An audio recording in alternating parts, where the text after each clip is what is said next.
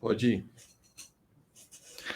Olá, seja muito bem-vindo ao 3D Talk, o programa que traz as principais tendências e aplicações da impressão 3D nos mais diversos segmentos industriais.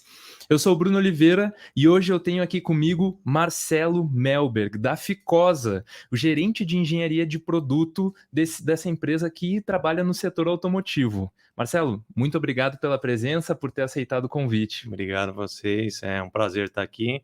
Tentar contribuir da melhor maneira possível nessa conversa. Acho que tem bastante coisa, a gente já se conhece de outras épocas aí, e tem bastante coisa para contribuir. Acho que vai ser bacana. Com certeza, com certeza. O Marcelo, ele, então, como eu comentei, ele é gerente de engenharia de produto na Ficosa do Brasil. E com isso, com toda a bagagem dele, é que a gente vai explorar hoje como a impressão 3D é utilizada num dos principais segmentos que a gente tem na indústria nacional, também global, o setor automotivo. Então, hoje o tema impressão 3D no setor automotivo. Marcelo, acho que a gente pode começar contigo apresentando um pouco mais sobre a empresa e também sobre a tua experiência dentro da Ficosa, ou quais são os mercados que ela atende, enfim, apresenta um pouco para a gente aqui, por favor. Bom, a Ficosa é uma multinacional espanhola, nosso headquarter fica em Barcelona. Aqui no Brasil, a gente começou as atividades em 1996. Foco da empresa é espelho retrovisor, mas a gente também trabalha com alavancas de câmbio, alavancas de freio, cabos de freio, washer system, são os limpadores, né? A gente também trabalha com portinhola de combustível, e atendemos todas as montadoras aqui no Brasil, né? A grande maioria das montadoras aqui no Brasil, como Tier 1. Basicamente, a gente fez uma aliança com a Panasonic em 2016, então a Panasonic, nós fazemos parte do grupo Panasonic, né? Lá fora, o grande foco da Ficosa tem sido os produtos de tecnologia mais avançada, ADA System, por exemplo, né? Mas ainda o nosso core business é espelho retrovisor, então tem muita coisa com plástico, tem muita coisa que faz parte do métier de vocês também aqui. Claro. E minha história dentro da Ficosa, eu estou lá desde 2010, então, como engenheiro de produto, comecei como engenheiro de produto lá, tive um período nos Estados Unidos, 2013, pela Ficosa também, e quando eu retornei em 2014 já como gerente da área de engenharia, que, como eu comentei, envolve laboratório, metrologia e a área de protótipo, que é onde a gente vai discutir bastante hoje. Excelente, cara. Então, a gente está sempre comunicando aqui com bastante gente do setor plástico, acompanha muitas pessoas no canal, setor automotivo também, alimentos, enfim. E poderia explicar um pouco para a gente, né? Você comentou que vocês prestam e produzem peças para as montadoras, ocupando ali o espaço na Tier 1. Como é que funciona essa sequência dessa cadeia do setor automotivo? Bom, de uma maneira bem simples, para não explorar todas as fases de projeto, né? Mas nós recebemos a demanda dos nossos clientes em formato de oferta, então a gente recebe um pacote técnico, avalia aquele pacote técnico, independente do produto que for, espelho retrovisor, alavanca de câmbio, faz toda uma avaliação técnica e comercial, né? Faz a proposta para a montadora avalia, e dali em diante a gente está concorrendo com os tiers que estão ali também, uns players, né? Que estão participando, e tem uma data de decisão, a gente recebe a nomeação ou não, e nesse momento a gente starta o desenvolvimento. Startando o desenvolvimento, a gente tem toda a fase de desenvolvimento de produto, de processo, então, que a gente tem as etapas do NPQP, do PQP, que é o procedimento global, onde é a fase que a gente atua bastante aqui na parte de impressão, a verificação, os design reviews, né? E starta realmente as ferramentas em série, tanto as ferramentas de produção, as ferramentas que a gente vai utilizar para injetar as peças, ou os itens que a gente vai comprar dos nossos parceiros, dos Tier 2, e a linha de produção e todos os gages de controle. Faz a validação de todo o processo, né, desse projeto que a gente desenvolveu, valida isso com o cliente aprova o nosso PIPAP e todas as condições que ele coloca para nós, e a gente, como engenharia de desenvolvimento, ainda tem uma responsabilidade pelo projeto por até 6 meses depois que inicia, né? E aí depois ele se torna um projeto que é responsabilidade de produção, e a gente continua dando suporte. E corre atrás de projetos novos. E já começa esse ciclo então, de novo. Assim, o ciclo é esse, bem resumido, bem rápido, para não estender muito. Não, mas tá ótimo. Principais clientes, então, são as montadoras, e vocês têm como suporte a Tier 2 fornecendo matéria-prima, insumos, ou até mesmo alguns componentes para vocês continuarem a fabricação de vocês. Exato. A gente pontua sempre aqui, né, que uma das principais vantagens da impressão 3D, claro que a gente consegue ter produção final, dependendo da tecnologia de impressão 3D, a gente consegue ter produção final. Existe impressão 3D com filamento, com resina, ou até mesmo na forma de pó. Mas uma das principais vantagens é a etapa de validação, o go-to-market para as empresas, né? Principalmente quando a gente está falando uma companhia do setor automotivo.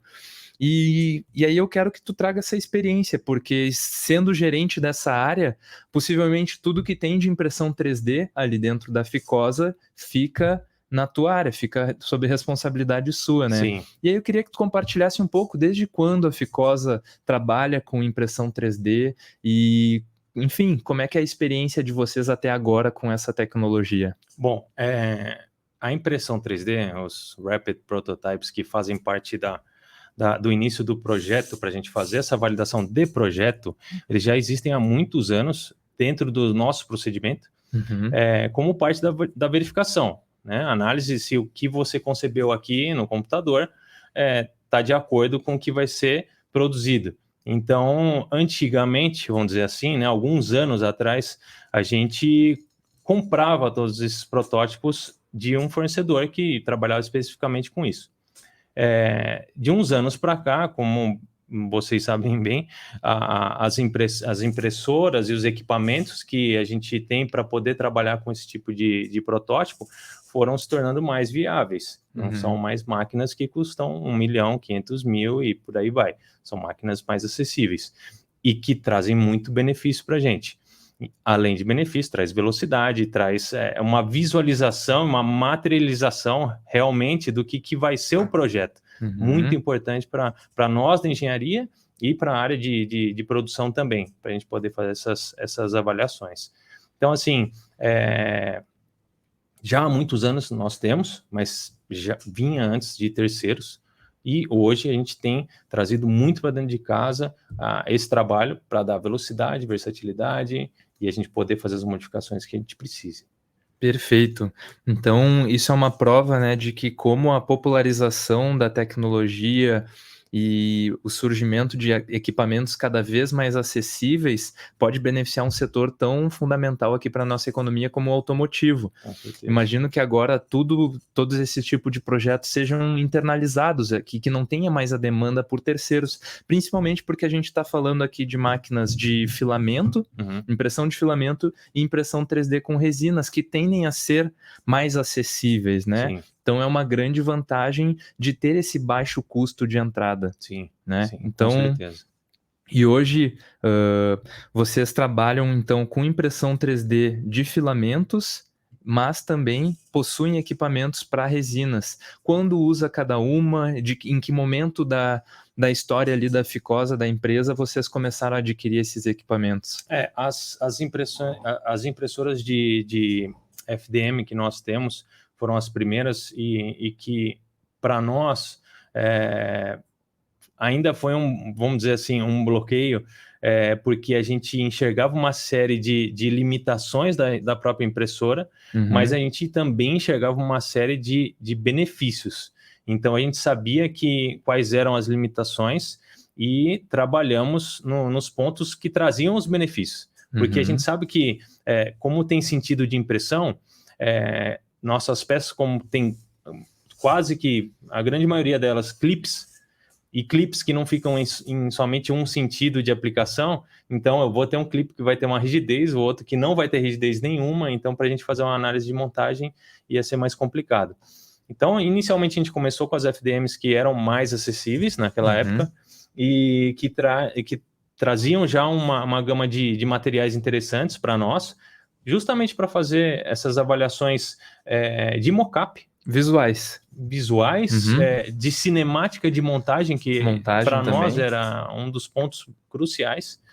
E mais recentemente a gente começou a ver um interesse maior em trabalhar com as impressoras de resina por 2 motivos: precisão dimensional, não ter essa limitação em termos de clipagem por conta porque não tem teoricamente essa direção de impressão, tem um pouco mais de robustez nesse sentido, né? E por ter alguns materiais que também que tinham uma rigidez maior até do que o FDM, mas bem diferente uma aplicação da outra. Você conhece bem. A gente tem materiais aqui com fibra que já na resina não vai ter. Mas a gente tem componentes que a gente consegue produzir na resina que a gente talvez não consiga produzir na FDM. Então, a gente quis ter um pouco dos dois mundos, para poder ter essa versatilidade. Olha, é um componente pequeno, é um componente que precisa de detalhe, então vamos fazendo de resina. É um componente maior, para visualização do pessoal de processo, para o pessoal de qualidade, por exemplo, essa daqui. Nossa, então vamos fazer na FDM, porque é suficiente, né? Então teve esses dois pontos que eu acho que mais recentemente as de resina trouxeram bastante benefício para a gente. E, obviamente, eu acho que não tem benefício melhor do que você estar desenvolvendo com o teu cliente hoje e poder falar para ele: semana que vem aqui que a gente já está com o espelho pronto, né? Sim. Então isso é fantástico. Todo mundo que vai lá na nossa planta e que visualiza fala: mas esse aqui é o novo? Esse aqui é o projeto já que a gente está fazendo. Já tem em mãos e já consegue tomar decisão ali na hora, né? Já consegue expor algum ponto ali importante. Então traz bastante benefício. Muito interessante. Até para quem está só nos acompanhando por áudio, o Marcelo ele trouxe aqui para a gente 2 peças, né? Eu tenho aqui elas. Uma foi impressa com resina. Então, resina líquida, por uma técnica que faz uma cura com luz UV, e a outra é por impressão 3D com filamentos. E aqui vale um ponto importante, porque as 2 tecnologias têm as suas vantagens e desvantagens. A primeira delas é que quando eu imprimo com filamento, eu não estou trabalhando com uma resina líquida, é um plástico derretendo, muito mais fácil. Então, eu tenho uma questão só porque as linhas podem ficar um pouco aparentes. E isso o Marcelo trouxe muito bem, porque essa questão de acabamento e qualidade superficial, ela é 1000 vezes melhor quando a gente trabalha com uma impressora de resina. Sim. Quem conhece, já teve a oportunidade de pegar uma peça dessas na mão, vê que ela pode ter um acabamento praticamente de um injetado. Quem conhece pouco, vamos dizer assim, quem não está no setor especificamente, e colocar as 2 peças uma do lado da outra, fala: não, foi feito da mesma maneira, né? Não, essa aqui foi impressa, essa aqui foi injetada. Exatamente. A qualidade superficial e a precisão são 2 coisas muito importantes na resina. Mas eu trago também um outro ponto, um ponto de vista mecânico. Por quê? A impressão 3D com filamentos, a gente acaba tendo a deposição camada por camada, certo? Nas 2 técnicas a gente tem a produção camada por camada, aditiva. Mas na questão do filamento, o filamento é depositado camada por camada. No final, quando eu tenho a minha peça, se eu faço um esforço no plano da impressão, eu tenho uma resistência. Sim. Se eu faço ele perpendicular, ou seja, no sentido em que eu quero arrancar as camadas, a resistência é muito menor. Sim. Ou seja, a tecnologia com filamentos ela tem uma anisotropia. Sim. Que quer dizer que as propriedades ficam diferentes em diferentes direções. E isso com a impressão 3D de resinas é muito reduzido. Sim. Aqui a gente já tem uma propriedade muito mais isotrópica. A cura das camadas através da fonte de luz faz com que eu tenha propriedades muito mais iguais, independente da direção. Então é muito importante o que tu traz aqui, porque dependendo do projeto, você vai por uma ou por outra. Sim. E me conta um pouquinho, você falou que tem a validação de projetos, como um caso seria esse aqui que você trouxe, essa peça, né? Sim. Eu acho que o ponto mais importante a gente que já está há mais tempo na área automotiva, né? Eu já estou há quase 20 anos. a tendência é que esteja cada vez mais dentro do computador, cada vez mais virtual, cada vez mais menos validação física, né? Validação com peças físicas, né? Inclusive, os nossos clientes têm pedido essa virtualização, né? Então, para que a gente possa validar o máximo possível antes de fazer o lançamento. Mas nada melhor do que ter realmente a peça na sua mão. Fala, nossa, mas o que está aqui era isso aqui? Então, assim, a materialização em si é muito importante para todos do time. Então, assim, eu acho que o grande benefício depois que a gente adquiriu as impressoras foi a velocidade. A velocidade de análise. Porque por mais que esteja dentro do seu 3D, por mais que você tenha compartilhado com toda a equipe de projeto que envolve processo, qualidade, ferramenta, a visualização, inclusive para discutir com os fornecedores que estão desenvolvendo as ferramentas, olha, vai ser essa peça aqui, tá? O cara, essa aqui. Então bom, aqui a gente consegue trabalhar. Ele já começa a discutir com a peça na mão. Então, assim, o grande benefício que a gente enxerga é essa velocidade, essa versatilidade. Mas, além disso, né, por mais que o software de CAD tenha uma série de ferramentas que visualizam, façam a análise de clash test, que é a interferência entre os componentes, né, que faça toda essa análise virtual, tem coisas que acabam passando. E aí, com a peça na mão, a hora que você vai fazer essa avaliação, opa, mas tá com uma folga aqui. Tem alguma coisa aqui que... Então, assim, são todos benefícios. Todos benefícios. Então, assim, tanto para a FDM quanto... E hoje, como a gente tem limitações em termos de dimensão para a impressora de resina, porque no nosso caso, se a gente conseguisse uma impressora com dimensões maiores, em trabalhar 100% com ela. Hoje, então, vocês iriam, se tivesse a opção de um volume maior, iria para a resina. Por conta da velocidade de impressão e por conta da acuracidade dimensional. Mas tudo isso também, como eu já vi você comentando bastante, não é um plug and play. Não é. Então, assim, nossa, então quer dizer que isso aqui garante 2 centésimos e esse aqui é um pouquinho mais, vamos falar aí, 1/10 de variação dimensional, 2/10. Então eu vou nesse. Mas se você não usar os parâmetros corretos, não fizer a cura correta, não fizer a lavagem correta da peça, você vai ter uma peça deformada. Se você deixar uma peça dessa aqui sem curar na sua mesa, semana que vem ela está totalmente deformada. E para o pessoal que está tendo um primeiro contato, né, Marcelo, com essa tecnologia, porque a impressão 3D com filamentos, acho que ela já é um pouco mais conhecida, popularizada, né? A gente já consegue visualizar, mesmo quem não tenha tido esse primeiro contato já consegue entender.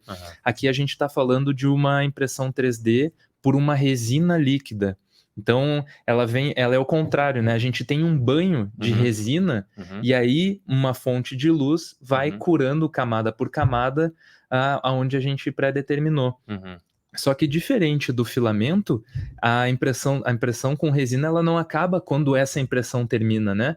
A gente tem outras 2 etapas que são muito importantes e que merecem muito atenção. Com certeza. Que é a lavagem e a pós-cura, né? Então, ela vai ter uma boa precisão dimensional, mas olha quantas etapas e quantas variáveis a gente tem aí que pode ser um fator de erro. E se você não fizer bem, você não vai garantir essa precisão dimensional. Exatamente. Exatamente. Hoje, vocês têm quantas impressoras no setor? Dentro da Ficosa, hoje nós estamos com 3 impressoras. 3 impressoras. 2 FDM e uma de resina. Uma de resina. Sim, como eu comentei, são impressoras de um porte suficiente para a gente trabalhar com os nossos projetos. E o que tem nos surpreendido muito, que essa de resina, por um lado, de precisão dimensional, mas por outro lado também, a gente tem os empecilhos que a gente não tem com essa, que é a FDM. Aqui eu tenho que prestar atenção em todo esse pós-processamento, que aqui eu praticamente não tenho. Eu tiro a peça de dentro da impressora, está pronta. Aqui, o que a gente teve um grande ganho foi na velocidade. Aqui na impressão com Porque resina. se eu encher a bandeja, vamos dizer assim, Uhum. eu imprimo tudo na mesma velocidade. Então, eu vou imprimir 3, 4 componentes ao mesmo tempo, se eu estivesse imprimindo um aqui. Uhum. E aqui, se eu Exatamente. encher a bandeja da FDM com 4 componentes, eu vou demorar 4 vezes mais. Exatamente. Porque aqui ele está curando as camadas. Então, o tempo dele é de cura de camada. Uhum. Aqui não. Então, assim, essa é a grande vantagem que a gente viu aqui. Na primeira vez que a gente foi imprimir, falou, vamos colocar, vamos ver quanto que tempo vai dar, porque a gente não tinha prestado atenção ainda, estava começando a usar. Uhum. Falou, mas acho que tem uma coisa errada. E aí que a gente percebeu, falou, não, peraí, obviamente, tá todo mundo junto aqui, vai subir todo mundo junto, Uhum. o tempo vai ser o mesmo. Então, quanto mais peça, teoricamente, melhor. Né? Perfeito, a gente consegue otimizar muito mais a produção trabalhando com uma plataforma cheia, no caso da impressão 3D com resina, né? Uhum.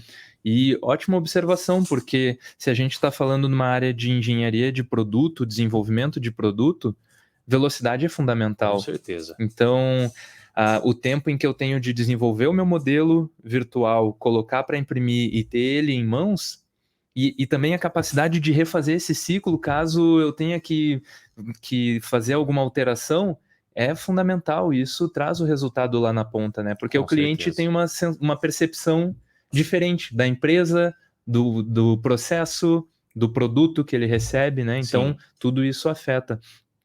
E a gente está falando de clientes que são montadoras, empresas muito grandes e que algumas delas lá fora utilizam a impressão 3D de maneira seriada. Né? A gente tem diversos casos cada vez mais comuns de impressão 3D, principalmente com resina e com pó, em que o setor automotivo está a todo vapor lá fora.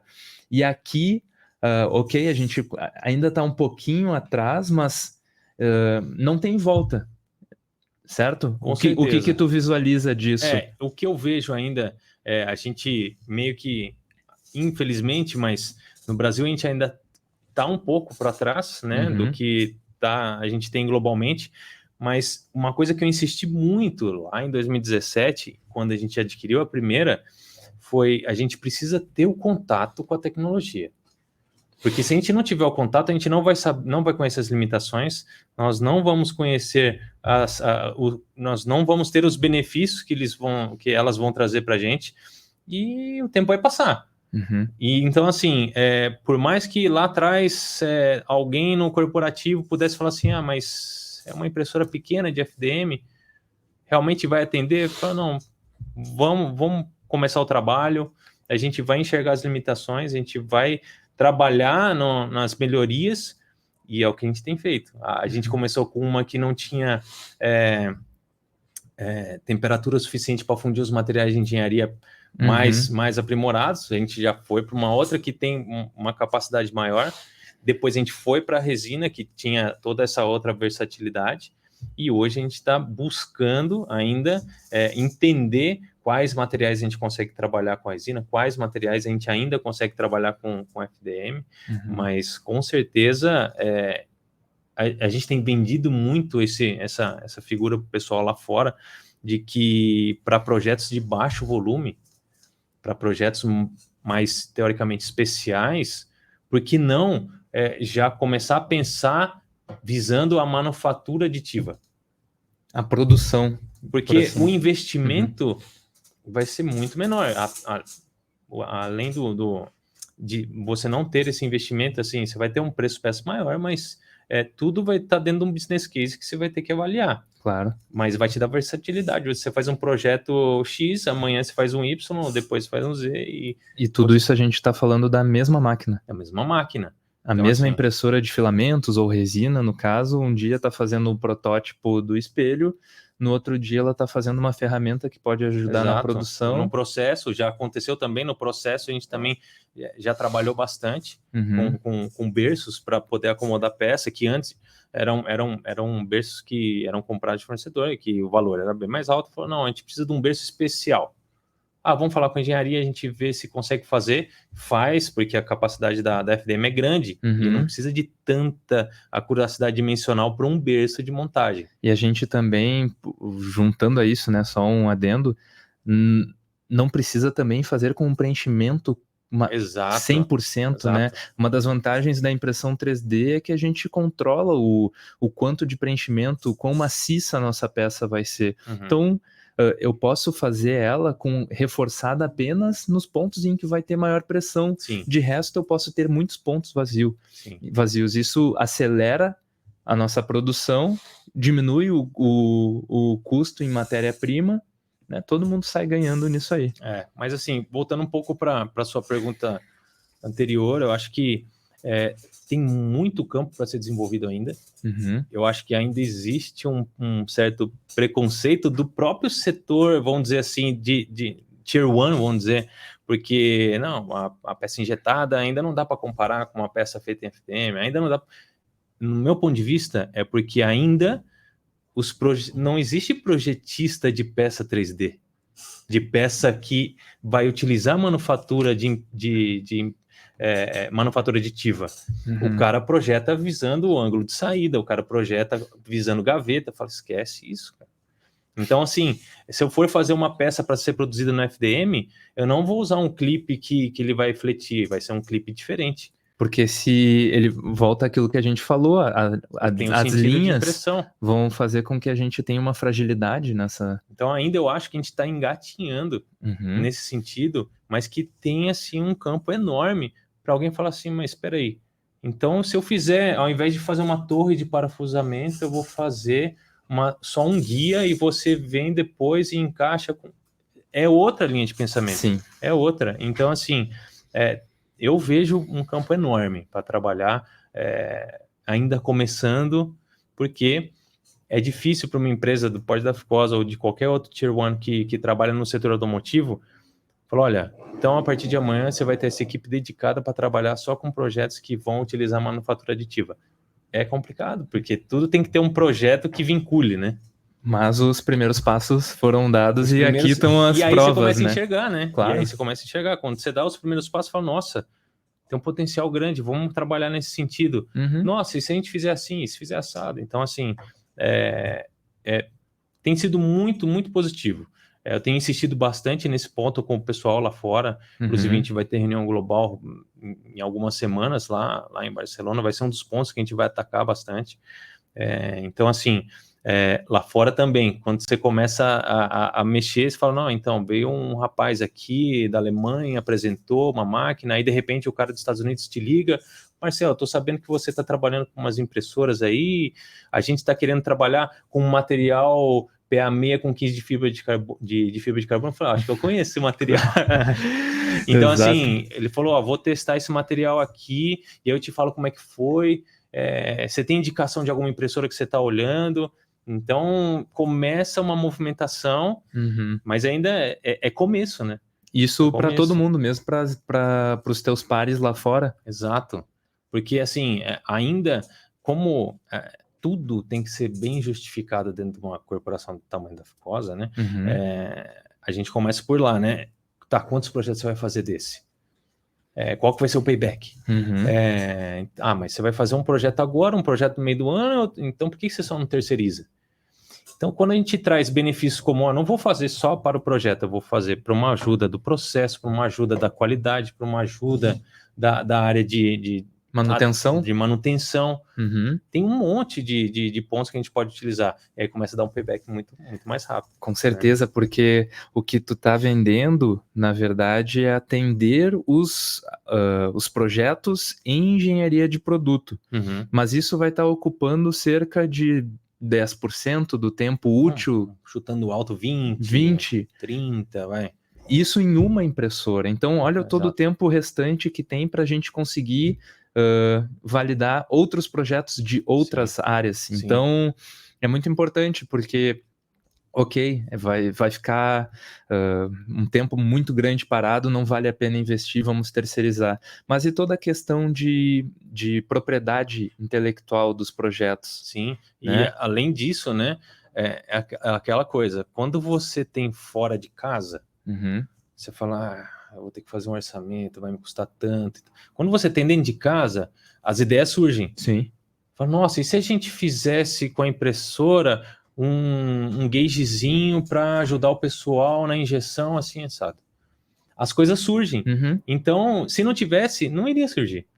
Então, tudo é benefício nesse sentido, né? Exatamente. Além da velocidade, da facilidade de ter isso dentro de casa, né? Com certeza. E, cara, Marcelo, tu trouxe um ponto muito interessante, que a gente ainda está dando os primeiros passos, e uma das principais barreiras é justamente o pessoal não estar apto ainda a pensar no projeto de impressão 3D com o design voltado para a impressão 3D, algo Ou que a seja, gente sem chama... limitação. Exatamente. Sem limitação.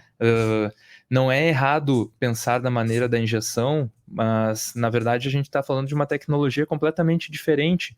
A injeção, a gente tem pressão, a gente tem um molde, tem cavidades, pontos diferentes para entrar o Quando a peça é de material. aparência, você tem que tomar cuidado com rechupe, como você vai marcar a peça que é uma peça de aparência. Exato. Então, você tem que ter uma relação de espessuras, uma série de cuidados. Mas quando a gente vai para a impressão 3D, já são outros você não tem parâmetros. cuidado nenhum. Se eu tivesse com isso aqui completamente cheio de material, ia ficar lindo do lado de fora e não ia fazer problema nenhum. Se fosse só... Aqui a gente está vendo, para o pessoal que está fora, né?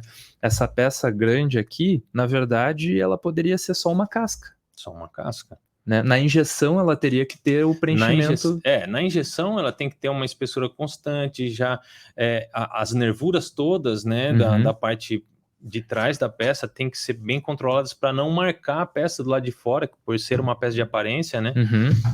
Na impressão 3D, não. A gente não tem essa limitação, não tem nenhuma limitação. Então, às vezes não, quase sempre, hoje, é difícil de modelar e de desenvolver uma peça visando a impressão 3D, porque não tem isso dedicado. Mas quando eu vou fazer uma avaliação, ou então um gauge que não tem todas essas limitações, a gente não tem limite em termos de imaginação para poder modelar. Então, é muito versátil. Eu acho que tem muito para a gente ganhar ainda e conhecer. E aqui, né, nesses casos, Marcelo, a gente trouxe uma validação visual e às vezes de encaixe da peça. Então, ela não necessariamente exigiu que a gente imprimisse a peça no material final do produto. Mas a gente já tem hoje o desenvolvimento de diversos materiais de engenharia, plásticos de engenharia. Inclusive, o meu primeiro contato com o Marcelo foi justamente falando através dos materiais da Additiva e da BASF 3D. Filamentos de engenharia, plásticos como nylon, PC-ABS, plásticos reforçados com fibra de vidro e fibra de carbono, porque esses são materiais que nos permitem, de fato, ter uma noção mais real de como vai ser a qualidade, a experiência final da nossa peça, em questão de propriedade mecânica e tudo mais. Então, hoje, vocês vislumbram dentro da empresa partir para materiais mais especiais, partir para materiais em que vão simular... Eu acho assim que produto? É o próximo desafio nosso, justamente tem sido trabalhar em materiais que tragam peças funcionais. Porque funcional para um espelho retrovisor são os componentes que a gente chama de chassi. Quando você tem uma peça que é monobloco assim, aí é diferente. Mas o chassi em si, que não é uma peça aparente, ele precisa ser estrutural. Para ser estrutural, precisa ter uma certa propriedade mecânica. E a gente hoje já tem esses materiais, até foi um dos motivos da gente ter buscado o teu contato para poder trabalhar nesse sentido. Pessoal dos Estados Unidos, pessoal de fora também está visualizando muito nesse sentido. Mas o que acontece? Hoje, como a gente tem uma série de materiais de engenharia com propriedades bem altas, uma poliamida 650, um 6650, que o módulo é lá em cima, a tensão de escoamento é alta, a gente tem que pensar da seguinte maneira, tá? Se eu vou validar com o meu cliente uma peça impressa que tenha propriedades próximas ao que eu tenho hoje injetado, talvez eu tenha que fazer um PA com fibra de carbono, igual a gente teria. Foi o início da nossa conversa. Que foi a nossa conversa inicial, que se assemelharia o máximo possível, um PA 6 com 30, em termos de propriedade. Então eu não posso propor um PA 6 com 50 e falar, vai ser igual. Por enquanto a gente não visualiza isso, mas eu acho que o caminho vai ser esse. Né? Então, para nessa fase bem inicial já entregar para o nosso cliente, hoje você já tem uma peça, pode colocar no carro e testar. Então, esse é um próximo passo. Esse é um próximo passo. Que está bem desenhado, já está claro. Bem desenhado, eu acho que os materiais estão aí, agora é mais uma questão de encontrar uma correlação, de achar um meio termo para poder chegar lá e materializar mesmo, né? Ótimo, ótimo. E essa questão de materiais, ela é bem importante, né? Porque a impressão 3D hoje nos permite uma gama muito grande de plásticos. Se a gente pega o portfólio da Bácio, como a gente fala frequentemente, a gente vai ter plásticos de todas as categorias ali quando a gente avalia a nossa pirâmide de polímeros. Plásticos standard, como PLA, ABS, PET, PP. Plásticos de engenharia, como nylon, PC-ABS, grades de TPUs, e plásticos de alta performance, como PIC, PPSU, Ultem. E em paralelo a isso, a gente tem aqueles plásticos reforçados com fibra de vidro e fibra de carbono, que são os que viabilizam esse tipo de aplicação de visualização funcional da nossa peça, porque muitos dos componentes do setor automotivo são hoje injetados em plásticos com fibra, né? A gente tem bastante poliamida meia com 30% de fibra de vidro, PP com 30% de fibra de vidro, então ter a disponibilidade desse material na forma de um filamento, a gente já está muito à frente no tempo na hora de vender esse nosso projeto para o cliente. Com certeza. Eu acho que assim, a gente evoluiu de uma forma bem positiva nos materiais para FDM. Eu ainda não vejo a mesma evolução aqui para a resina. Né? Eu acho que a resina ainda tem um caminho a percorrer, mas eu acho que o grande, vamos dizer assim, o grande bloqueio hoje que a gente visualiza se eu vou validar usando a tecnologia da FDM, que já tem materiais mais próximos de engenharia, eu vou ter que fazer um conceito em que eu não tenha algo que vai me prejudicar quando eu imprimir. Por exemplo, os clips. Então, aqui teriam que ser todas peças de ancoragem. Entendi. Nada que tenha uma clipagem, porque aí ele já compromete muito a performance. A gente fica refém de uma falha de um pequeno componente da nossa peça por conta da orientação que foi impresso, né? Então, assim, é tudo aquilo que eu comentei. A gente tem que já desenvolver visando que vai utilizar aquela tecnologia para ser validado o quanto antes e que na produção a gente só siga aquilo que a gente desenhou. Por mais que tenha sido desenhado visando a impressão, mas é totalmente factível na injeção.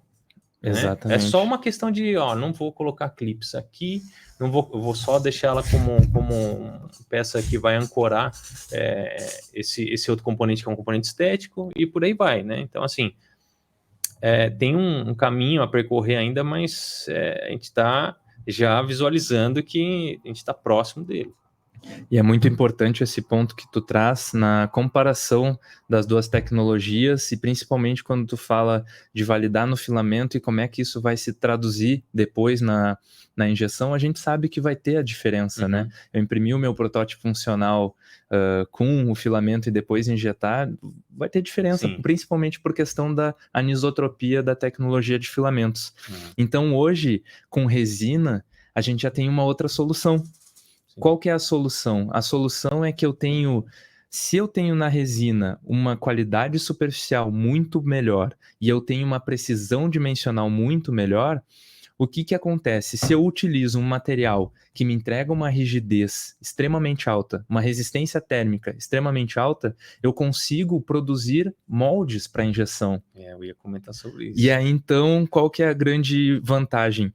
Eu utilizo não mais a validação de um protótipo com filamento, mas eu injeto a peça já no material final. Ela continua sendo o protótipo por estar na fase de desenvolvimento de produto, mas agora eu já tenho em mãos uma peça isotrópica, porque foi injetada, e no material final dela. Esse é um ponto que a gente ainda não explorou 100%, porque a gente sabe que tem inclusive foi um dos materiais que eu discuti com você, que, né, tem mais propriedades como se fosse um material mais cerâmico, né, vamos dizer. Exatamente. Para a confecção desses moldes protótipo. Então, a precisão dimensional terá, né, por conta da própria tecnologia de impressão em resina, e a gente vai conseguir injetar o material final, né? Esse é um ponto que a gente não explorou ainda internamente, até porque as nossas peças, acho que ainda tem uma questão de, vamos dizer, de complexidade de design, para poder tirar um molde teoricamente simples para poder fazer isso. Mas a gente sabe também que tem tecnologia e material que é um material que você injeta e depois você só elimina aquele material e fica só com a sua peça. Né? Então, assim, são pontos que a gente pode explorar bastante, tem que explorar, né? Mas que também fazem parte desse processo de aprendizado. Muitas possibilidades, né, Marcelo? Essa é a verdade, que é uma porta que quando a gente pensa que abriu com a impressão 3D de filamentos e ela ficaria só naquilo ali, a gente vê que tem um mundo muito grande por trás, né? A impressão 3D com filamentos, ela é muito útil porque ela é mais fácil de utilizar, né? A gente está falando de derreter plástico, basicamente. Eu posso ter uma impressora aqui na minha mesa, num ambiente fechado, vai ficar tudo ok. Então ela é ótima para ser a nossa porta de entrada na tecnologia. Mas se a gente vai andando, a gente vê que tem muito por trás. Impressão com resina hoje já está muito em alta, impressão com pó, plástico já está muito bem desenvolvido, principalmente no setor automotivo, que utiliza grades de poliamida, PA11, PA12 e grades de TPU ou PP. Então a impressão 3D com pó também está muito à frente lá. Só falta popularizar, né? Só falta popularizar, exatamente.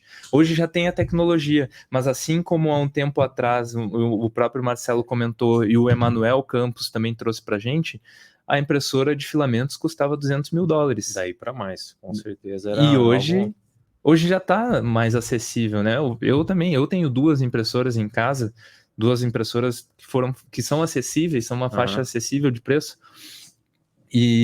Mas o que eu quero pontuar é mais para o pessoal que a gente falou aqui sobre injetar utilizando um molde impresso. Isso é algo que é interessante para o setor automotivo, mas é interessante também para a indústria de transformação do plástico em geral, porque agora a gente tem mais uma opção de ferramenta, certo? Então, o molde impresso em 3D, utilizando um material que tenha resistência térmica e rigidez, ele pode ser feito de um dia para o outro. Com certeza. E eu já tô injetando no outro dia, tirando peças no outro dia. Se você tem todo o seu parque fabril e que você tem a injeção dentro de casa, é muito rápido. Muito rápido. Então, assim, é mais um campo para ser explorado, e tem que ser explorado, e mais um benefício porque aí realmente a gente vai estar com a peça em matéria-prima final, o que vai ser, então vai ser validar o projeto fiel, né? Mas eu ainda acho que vai ter a gente vai pensar mais olhando a manufatura aditiva. Eu acho que vai ser mais explorado nesse sentido, né? A minha visão, porque a gente vai utilizar mais a ferramenta e vai só trazer o processo que a gente utilizou para validar para um processo final. Então, teoricamente, você não precisa mudar aquele conceito. Ele foi um conceito bem validado, utilizando esse tipo de equipamento, e que, no final das contas, a gente pode produzir uma peça usando a injeção, ou até mesmo ainda para os chassis que a gente tem que são de alumínio, a gente ainda não enxerga Por enquanto, daqui a pouco a gente já tem alternativa para isso. A impressão de metal, mas ainda um pouco fora, né? Mas eu acho que nesse sentido as coisas vão com certeza caminhar. Muito bom. E na verdade aqui o Marcelo trouxe para a gente, né, bastante aplicações na parte de desenvolvimento de produto, um protótipo, uma ferramenta, um apoio talvez para a área de manutenção, né, como ele comentou, mas não é só a impressão 3D, pelo que ele me falou. A gente estava discutindo aqui antes que vocês também fazem uso de scanners 3D. Sim. certo? Sim. E como é que é aplicado? Porque recentemente a gente teve um episódio aqui com o Júnior, ele abriu muito para a gente sobre como funciona essa tecnologia, onde ela é aplicada. Até fica o convite para quem está nos acompanhando conferir o episódio com o Júnior da RVS 3D. Mas eu queria que tu compartilhasse para a gente como é que é utilizada essa tecnologia na tua área dentro da Ficosa. Bom, o Scan também foi algo que a gente trouxe em 2017, também depois de ter insistido bastante, porque realmente não é um investimento barato, mas a gente mostrou todo o benefício, e o benefício dele é extraordinário. A gente tem a medição, vamos dizer assim, que a gente utilizava mais comumente dentro da área automotiva, que é a tridimensional CNC, ou antigamente a tridimensional manual, que o metrologista ia encontrando os pontos, mas hoje, já há muitos anos, a gente tem a tridimensional CNC. Mas diferente da tridimensional, você não enxerga possíveis deformações. Você verifica um ponto no espaço, outro ponto no espaço, você verifica uma superfície, você vê números, você não vê uma imagem. E aí, quando você vê aquela imagem versus o que você projetou, você fala, opa, então, isso aqui eu não tinha imaginado que essa deformação está nessa região, né? Para nós que produzimos porta-malas de combustível, que são tampas que vão na lateral do carro, precisam ter toda uma uniformidade, toda uma estabilidade dimensional, é hiper importante. Porque verificar dimensionalmente ponto a ponto, falar, esse aqui tá 0,2, esse aqui tá 0,1, esse aqui tá 0,2, esse aqui tá 0. Mas quando você vê isso no scan com uma imagem, você fala, opa, mas não tá tão uniforme assim, ou então tá mais deslocado para um lado do que para o outro. Então, o scan traz essa análise rápida, e a velocidade também não dá para comparar com um programa que você precisa desenvolver ainda na CNC. Você fala, olha, eu vou escanear essa peça. Se você treina uma pessoa da sua equipe que não seja um metrologista, fala, olha, você vai pegar esse scan aqui. Eu, muitas vezes, quando trouxe o scan para cá, eu aprendi a trabalhar nele para saber como é que funcionava. E é bem, assim, até que simples de fazer uma medição. Você tem que saber o que você está fazendo, obviamente, mas é uma ferramenta de fácil utilização. Você vai ter o software, vai escanear, faz o seu alinhamento coerente com a peça, ou deixa um best fit e já sai fazendo uma análise que você, olhando a peça, fala, nossa, não dá para ver essa deformação aqui, mas aqui no scan dá. Então, assim, esse foi o principal benefício do scan para a gente, do começo para cá, e até hoje a gente usa ele bastante. E a evolução que vem vindo são evoluções de software do próprio scan. É o mesmo scan de 6 anos atrás, estamos falando de 2017. E o software vem sendo atualizado. Então, às vezes a gente tem um ganho que só o software agora, estava conversando até hoje com o Marcelo, que é o nosso metrologista, ele comentou comigo e falou, olha, acho que tem uma ferramenta que a gente conseguiria trabalhar dentro do scan, que é uma atualização que faz algo que a gente não faz hoje. Mas a gente vai usar o nosso braço e vai ter esse feature a mais. Falei, interessante, vamos ver. Então, essa versatilidade que a gente também tem com o braço. Mais uma ferramenta tecnológica que está despontando aí, que está sendo muito bem utilizada dentro do setor. Eu acho que uma coisa, eu sempre, entre aspas, né, forço muito trazer novas tecnologias para o Brasil. Porque por mais que a gente esteja um pouco atrás, eu acho que a gente tendo acesso às novas tecnologias, a gente vai ter um conhecimento que muitas vezes fica limitado a poucas empresas ou a empresas muito grandes. E como elas estão se popularizando, a última feira que eu fui aqui localmente foi a... agora eu não vou lembrar, mas acho que foi isso, a ExpoMAF já tinha uma série de tecnologia que se popularizou, o scan era uma, as impressões 3D eram outra tecnologia que tinha bastante lá, os braços robóticos, era a feira inteira, mas uma coisa que a gente tem visto e que é um ganho absurdo são os scans portáteis. que são os scans pequenininhos, Uhum. com uma precisão absurda, e que isso traz uma versatilidade, uma velocidade na análise absurda, né? Uhum. Então, talvez esse talvez seja um ponto para a gente trabalhar, assim como a gente tem trabalhado aqui nas impressões, o scan portátil é algo que é bem interessante. E está se popularizando também. Então, o preço Já vai está baixando. caindo e já está se tornando acessível. É. Marcelo, ótimo. A gente viu então que a área de engenharia de produto da Ficosa está bem à frente, bem alinhada com o que se fala a nível global de desenvolvimento de produto, que é a utilização de tecnologias disruptivas, e isso inclui fundamentalmente a manufatura aditiva, né? A gente viu aqui muitos protótipos, muitas coisas funcionais. A gente viu também que existe o entendimento de quando se necessita uma tecnologia ou outra. Uhum.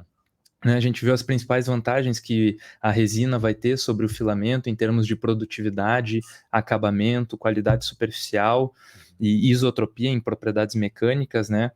E é muito interessante saber que tudo isso está sendo feito aqui no Brasil e por gente tão competente quanto tu e a tua equipe.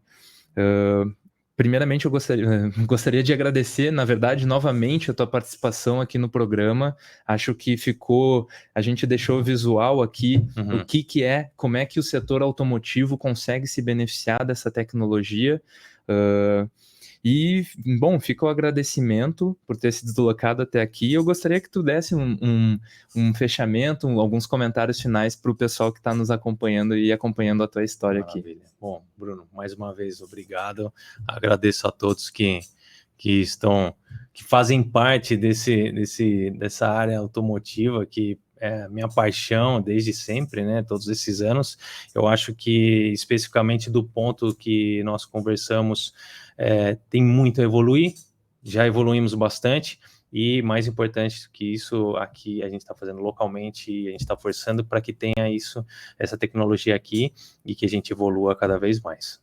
Muito obrigado. Pessoal que está nos acompanhando, muito obrigado pela presença, por acompanhar mais um episódio do 3D Talk. Esse programa, assim como todos os outros, estão disponíveis no nosso canal do YouTube, da Talk Plus, e também do Spotify. Também vai estar disponível alguns cortes no nosso canal do Instagram. Então acompanhe as nossas redes sociais para ficar por dentro de todos os conteúdos que a gente está trazendo aqui. Muito obrigado e até uma próxima.